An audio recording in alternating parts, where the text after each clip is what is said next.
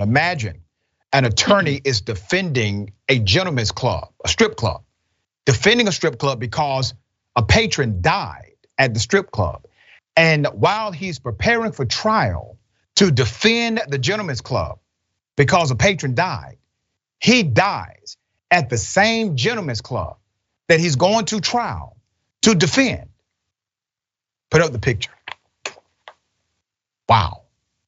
This happened in Glendale, Colorado. A lawyer defending a gentleman's club involved in the wrongful death of a customer died at the same place 1 month before trial started. His name is George Stephen Long, 70 years of age, was a seasoned attorney representing Shotgun Willie's, name of the strip club, in the wrongful death trial of patron Randall Wright. This happened back in May.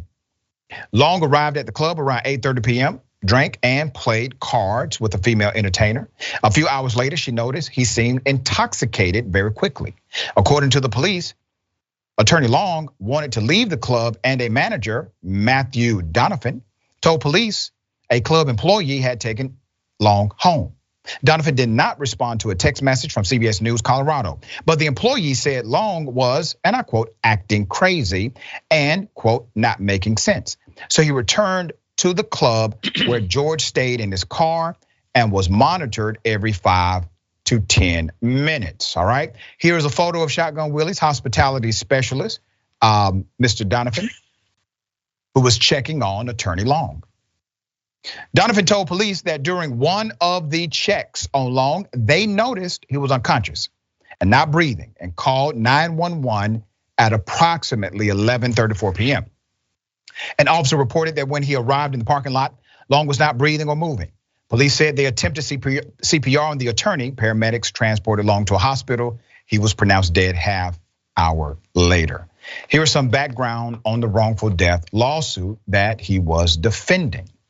Let's put it up. 48-year-old Randall Wright, married, father of 2, visited Shotgun Willie's May 2nd with several friends when he got into an argument with another customer, okay? Screenshot of the video camera shows Randall allegedly swinging the first punch before a bartender can be seen jumping on Wright and taking him down.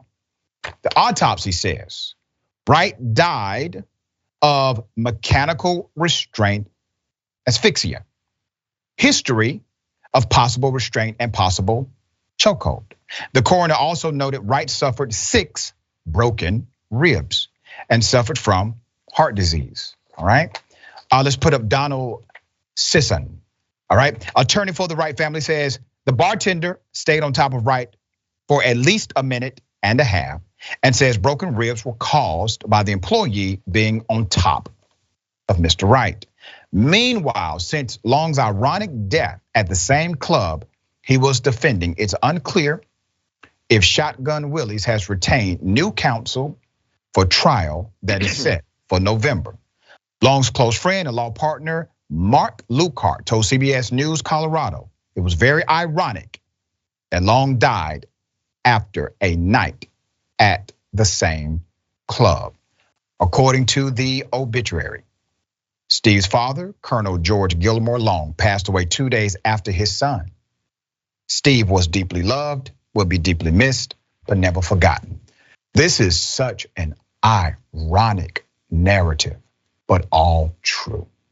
All right, David, thoughts here. It's just weird. I mean, first of all, they're gonna have a hard time getting another lawyer to represent Shotgun Willie's. They're not gonna have any problem though keeping away the funeral directors, given the track record of this gentleman's club. And it's just sad. I mean, clearly maybe the attorney, maybe he died because of older age and something happened and the younger guy got into a fight. But the fact that people are dying in and around the premises is kind of spooky, and I don't think it's gonna help their business.